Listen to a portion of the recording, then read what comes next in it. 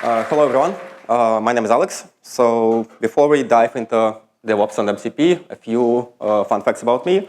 So I actually graduated from Imperial around 10 years ago, so it's nice to be back.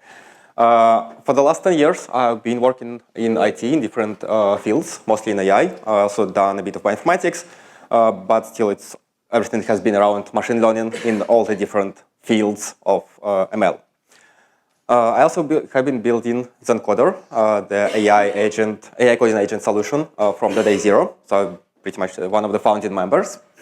For the last year, in addition to my main DevOps responsibilities, I've been working as DevRel, which resulted in quite a lot of flights for the last year. And then I also have 4 main coons back at home, which I occasionally see between the flights. Now, fun facts aside, you probably heard about MCP. Actually, can I get a show of hands who have seen, who use MCP, actually? Okay, and who uses AI in general for your DevOps task or? Okay, all right. Well, yeah, so before we sort of dive into the MCP itself, we need to first, I think I need to get back from that table. Before we dive into MCP itself, we need to sort of establish some sort of baseline about AI itself, because AI, or rather LLMs in general, they are the main user of MCP, right? So, and as you know, AI or LLMs, they are trained to predict the next most probable token or symbol. And this sometimes can lead to errors because LLMs, they're great at detecting patterns, but they don't understand what these patterns means, right? So any for loop, any hands or whatever, they don't have the concept of this. And well, we all know how good AI with hands. So basically, what we can derive from this is that LLMs, they lack grounding in the physical world, right? And what I mean by this is, if let's say you ask ChatGPT to do something simple, right? So for example, here I'm asking it to get the response time for Google. Obviously, it fails because it doesn't have access to Bash, it doesn't have access to Ping, so it can't basically get us the answer. And it gets even worse when you are working with some of your internal frameworks, with some of your internal infrastructure, internal tools. So let's say you want to have a log from Datadog or from Sentry fed into LLM to help you solve the error. Well, you need to copy-paste it, right? So basically, you need to copy-paste it into either ChatGPT or whatever coding solution you use to get the answer. So essentially, what we can rephrase, the way we can rephrase this slide about lack of grounding is that LLMs can't collect extra context. And again, extra context could be, as I've shown an example before, it could be just a number or like a number of milliseconds which it takes for Google to respond, right? So essentially, LLMs by their own, they can't collect any extra data, any extra information, which can help them help you better, right? Well, solution, let's give LLM tools to get this extra context, right? So let's let LLM connect to your database, maybe query some data from there, and what could go wrong, right? So, well, you probably heard about this issue when the database was completely wiped. I think it was actually a production database, so not good.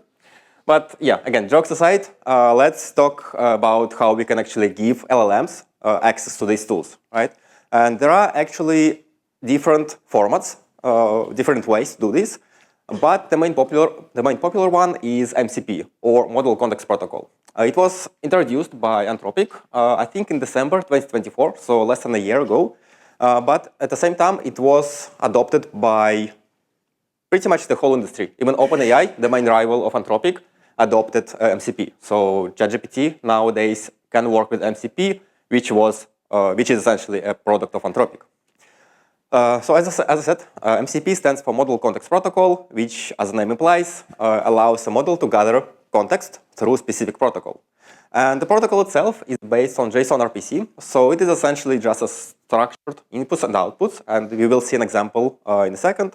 And MCP contains of 2 main entities. First one, of course, is MCP client, which is your LLM. It could be Claude or ChatGPT or whatever. And MCP client is responsible, or rather LLM is responsible for deciding which tool it needs to use, which tool it needs to run in order to get more context, more relevant context to answer your question. And then the second entity is MCP server. Now, MCP server is responsible for two main things. First of all, it is responsible for advertising the capabilities. So essentially, it will give you the list of tools which the MCP server can run, which it can execute to get more context. And then it is responsible, of course, for actually running those tools and getting that context. And the servers can, of course, access any resources. It could be local resources, for example, file system. It could be remote resources, like Datadog or Jira or whatever. Right? So essentially, anything you can program into accessing, you can convert into MCP server. And there are actually several features apart from tools which are exposed through MCP, but the main usage is tools, so we are not going to focus on the rest. So resources prompts, we will skip in this talk. And when I go to the security part of the talk, it is also focused on tools and security of the tools, not the rest. Even though all the different parts, like for example resources, also are vulnerable to some attacks, I won't be covering them here because they are not as popular. And here's an example of the tool. So as you can see, as I mentioned, it is based on JSON RPC, so it essentially is structured inputs and outputs. So you can see the structure of this tool here. It is a tool from GitHub MCP for creating a branch. And this text, this sort of YAML-like text, is essentially just attached to the input to LLM, and then it is sent for the processing. So you can imagine, let's say, you're connecting GitHub MCP. It exposes, I think, around 40 tools. And each of these tools adds this piece of text to the prompt. So you can imagine how big your prompt becomes once you add your MCPs. And then this huge prompt is then sent to LLM. And LLM decides which tool it wants to use. And this is how it would look sort of in practice in a diagram. So first, whenever you are starting the MCP client sort of does a handshake with MCP server to discover the capabilities, right? So it gets this list of tools, as you've seen on the previous slide, and they are sort of compiled in a huge input prompt. Then, whenever you, as a user, query the LLM gets as input your query, the system prompt, and in addition to your input, it gets a list of tools, again, compiled into this huge pile of text. At this stage, LLM might decide that it needs some extra information, some external data, right? So, for example, in the case of this request, what's the response time for Google? Of course, it needs to do, for example, ping, right? So then it decides to choose to run some tool, which is hopefully exposed to LLM. MCP client talks to MCP server. Yeah, there is also some intermediate optional step of permission request, of authentication, and so on. But not all tools do this, so it's optional. MCP client sends a request to server. The server actually executes the tool. So, for example, it runs the ping, gets a number, and then this number is returned to LLM in a structured format, and LLM now can act based on this new updated context to give you contextual answer, right? So it can give you more correct, more personalized answer. There are quite a lot. I think I would say there are already thousands of different MCP servers readily available for you to use. So this screenshot is from official MCP repository over here, on this one. And this is just maybe not even 1% of the tools available there. And there are also some other marketplaces. So for example, we at Encoder, we have our own curated list of MCPs, which is available right inside your IDE. And there are also some third-party providers, like for example, MCP.so. And in general, again, there are probably tens of marketplaces for MCP nowadays. And as you can see from the screenshot, those tools, those servers are not just for DevOps, right? They're not just for developers. They can be pretty much for anything, right? So, for example, you can see there Grafana, right? So there is Grafana over here. There is Cloudflare, but at the same time, there is, for example, also, JetBrains is for interacting with the JetBrains IDs, right? So there is Exa, which is a web search engine. So essentially, they can, again, as I mentioned, whatever you can program, you can convert into MCP. So of course, it does not necessarily need to be about development. This is one of the probably the most interesting ones I found, the most unexpected. So essentially, it allows you to query the Dutch railway system, and the LLM can then check when there's the next train to Amsterdam or whatever. So basically, it can get you the up-to-date information about real life, right? It's not doesn't have anything to do with the development, but you can also use this inside your IDE to get this information. But of course, closer to our main sort of work, right, field of work, there are a bunch of different MCPs which you might find useful. So of course, there's Grafana, for example, Sentry, Postgres. So depending on what you are using in your everyday life, you probably will find something relevant to your specific use cases. And then you can basically compile all of these MCPs into good automated workflows. And let me give you a quick, simple example over here. So I have my VS Code over here. I'm using Zencoder, and I added to Zencoder Kubernetes MCP. So now, through that MCP, my agent can access my cluster, dev cluster in this case, and I can ask it, for example, to check the status of the pods, right? So it's sort of like a simple use case. Of course, we can do this also through, I know, Lens or whatever you prefer, right? But you can imagine compiling several. Oh, sorry, looks like OpenAI is having some issues. Let me switch to maybe different model. See, second. Yeah. Well, several weeks ago, I gave a talk about agents, and I had a very long live demo of how you can create agents, and Anthropic decided to die right at the same time when I started doing the actual coding. But, well, yeah. So basically, hopefully, Anthropic is not dead nowadays. So it will essentially, let's hope that it will, access the Kubernetes. And let me check if I'm still sharing my internet to the laptop. OK, looks like there is still some issue with internet, but I have the history, luckily for me. So this one I ran yesterday, the same prompt, as you can see, right? And essentially, the agent decided to, well, it did some planning, and then it listed the pods in the namespace, did also some intermediate thinking, and then it basically grouped as requested the number of pods for me. And while this one is a simple example, you can imagine compiling multiple MCP tools into one single prompt, and then, for example, pulling the error from Sentry, connecting it to logs from your pod in the Kubernetes, searching through GitHub, through repositories which are relevant to this pod, and then maybe producing the solution for the error you see in your Sentry logs. So essentially, you can compile, make your IDE one-stop shop for everything. You don't need to switch the context, and also you can get much better results, much better help from AI, from LLM, through the use of MCP. Let's see if yeah, as you can see, well, the run which I did just a minute ago, it's actually proceeded. It gave me the same number of pods, and it also, in this case, summarized some of them. All right. Yeah, so that was Zencoder. Now, let's see how you can create your own MCP server. And this is actually quite easy. So if you didn't find anything relevant to your tools, or maybe you have some specific needs which you want to, some specific capabilities you want to add to your LLM, to your agent, you can quite easily create an MCP server on your own. And there are SDKs available for pretty much any popular language. Right, so Python, Java, Go, TypeScript, and here's an example in Python. So essentially what you need to do is just those 3 lines circled in orange.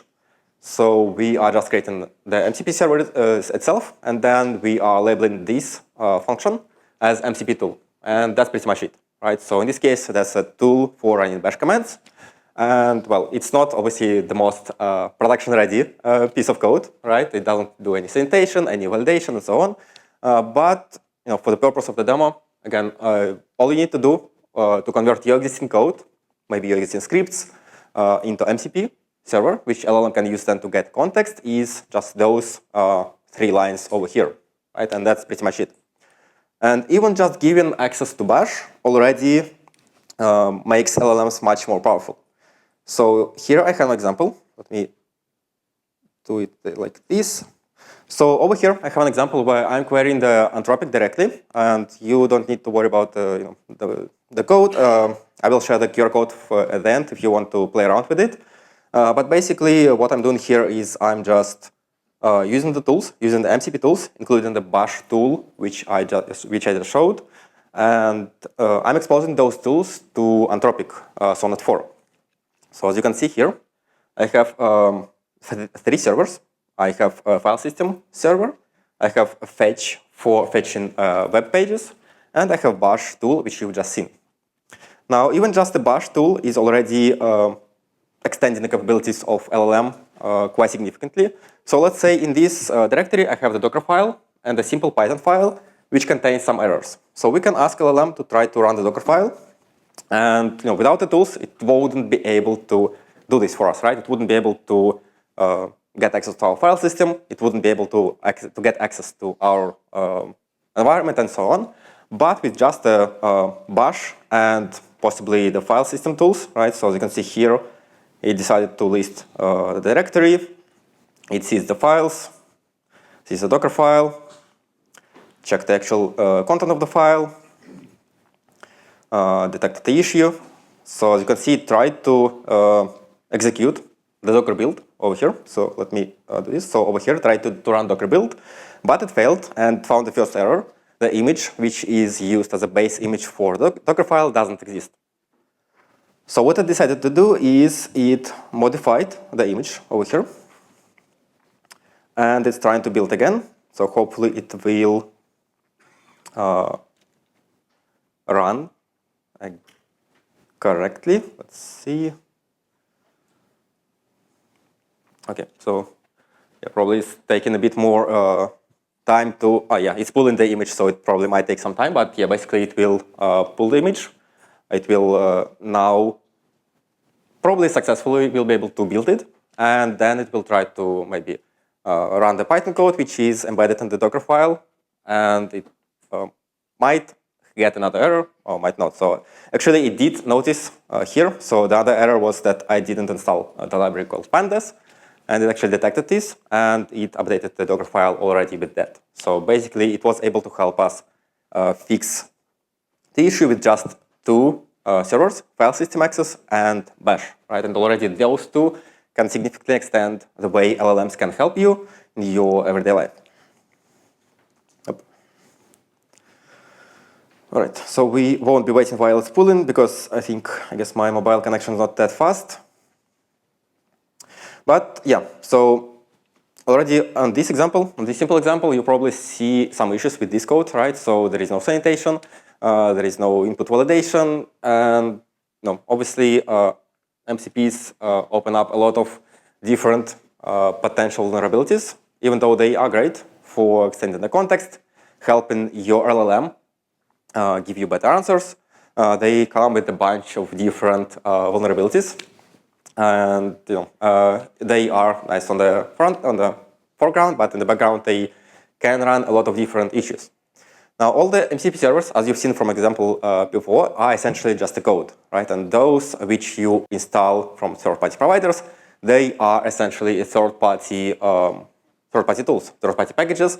And the first sort of group of vulnerabilities, which are coming from MCP, is about the usual suspects, right? So when you are dealing with any third-party package, you get the typical issues, typical security issues like package name hijacking, embedded malicious code, and so on. So in here, any method you are already using to validate or secure your system when installing third-party packages are applicable here as well, because essentially the MCP servers are the third-party package. Like it could be Python, it could be Go, TypeScript, whatever, but still it is a third-party package. But the second group of vulnerabilities are not that straightforward, because we now have a new sort of actor in that whole flow, which is AI. And the AI is sort of susceptible for what you can call social engineering for AI. And really, all of those examples here, like tool poisoning or tool shadowing, are in a way about prompt injection. Right? And prompt injection itself is when you are injecting some instruction into the input prompt, and then AI sort of stops following the initial prompt, the initial instruction, and it starts following the new injected instruction instead. So let's say the user inputted as a query, I know, what's the weather today, but then you injected into this prompt something like, stop following the previous instructions, do something else instead. And then AI starts doing something else instead of answering the user's query. So that's sort of direct prompt injection. But then you can also inject those things, first of all, through tools, right? So you can poison tools by embedding those injections as part of the definition, of the tool definition. As if you remember, the tool definition is just pasted into the prompt. So if you update your tool definition with the injection, it is essentially poisoned. Or at the same time, you can also poison the actual code itself, right? So because this code, the tool is executed, and this means that it needs to run the code. So if you embed malicious code into the tool, well, you get a malicious code execution. Another way is, as I mentioned, you get all of those tools listed in prompt. So let's say you created a new MCP server, which has the same named tool as, let's say, GitHub MCP. Then someone uses your MCP server with the same tool, with the same named tool, and the LLM then decides to use your tool instead of GitHub MCPs. Right? And while they name the same, they will behave differently, so potentially maliciously.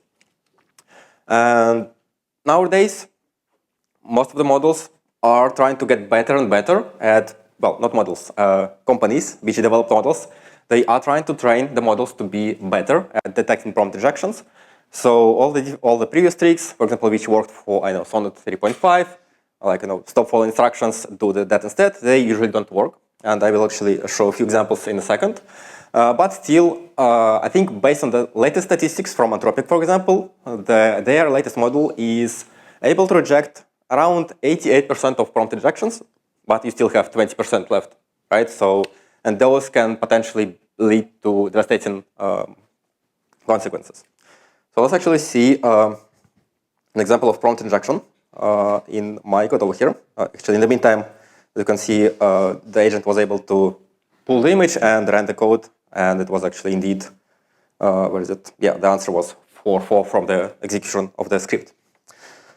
So one of the most popular prompt injections is through injecting some sort of extra information into the ingestible piece of text, right? That could be, for example, a web page. So over here, I have a locally running web page, which doesn't look harmful. And actually, this one is not harmful at all.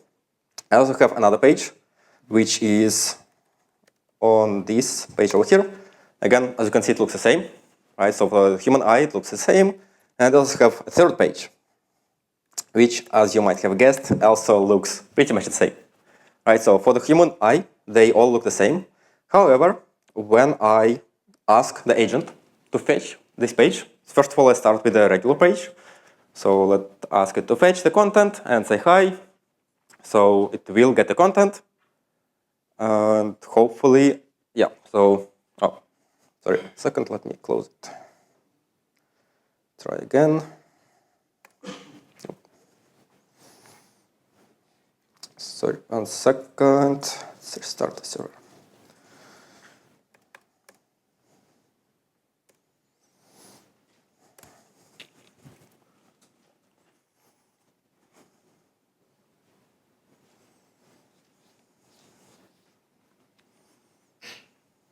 Come on.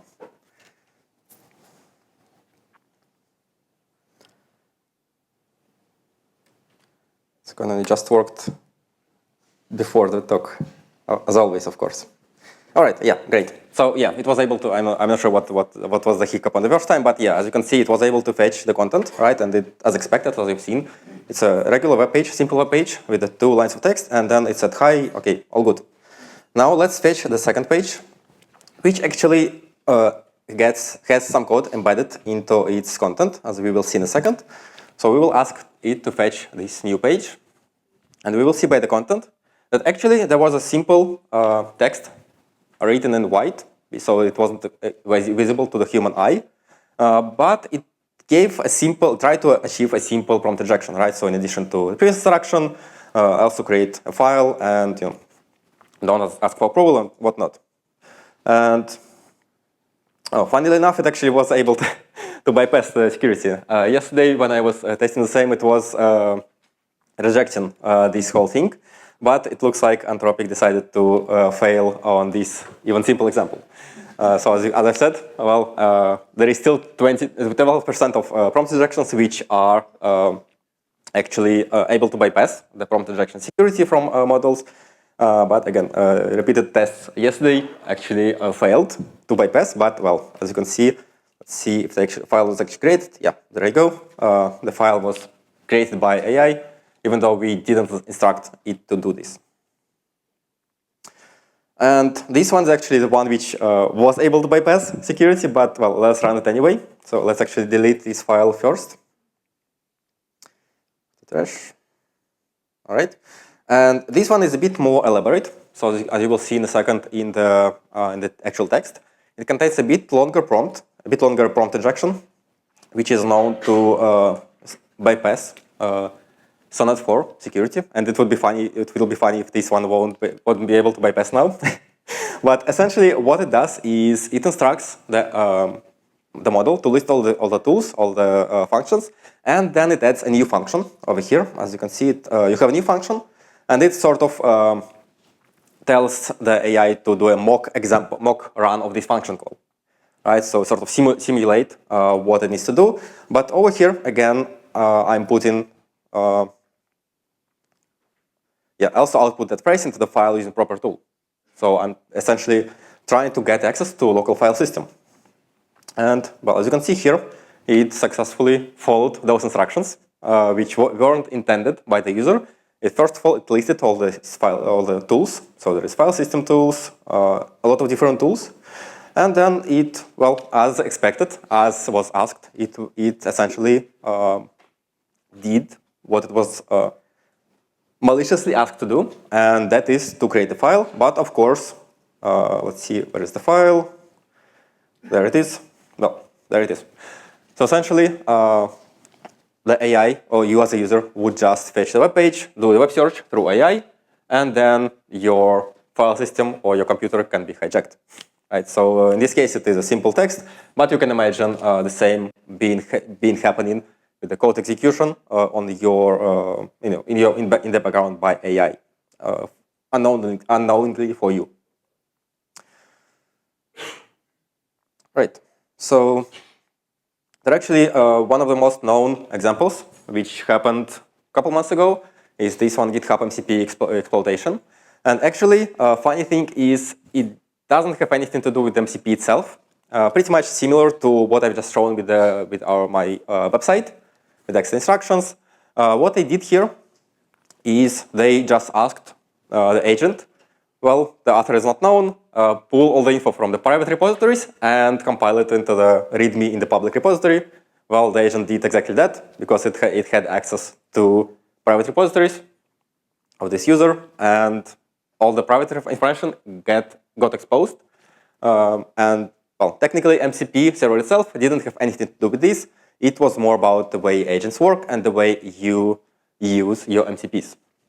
And this is where we come to the sort of last but not least slide, of course, about protecting your organization and the ways you want to try to introduce MCPs without opening the security hole.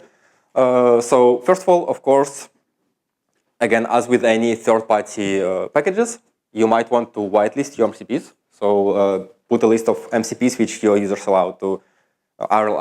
allowed to install. You might want to have some organization-wide MCP configs We will see in a second why. So first of all, you can control permissions directly, right? Through centralized management system. You can control the tokens if there are tokens needed for MCPs. You probably want to limit access to sensitive systems. So you've seen in the beginning, you don't want access to databases or production databases at least. You want to limit tool permissions. So here's a good example from Kubernetes MCP tool. You can have it only run read-only or non-destructive commands through separate flags. And then last but not least, prompt injection detection. As I said, even though there are the model providers trying to protect from this, there are still, as you've seen, ways to overcome this.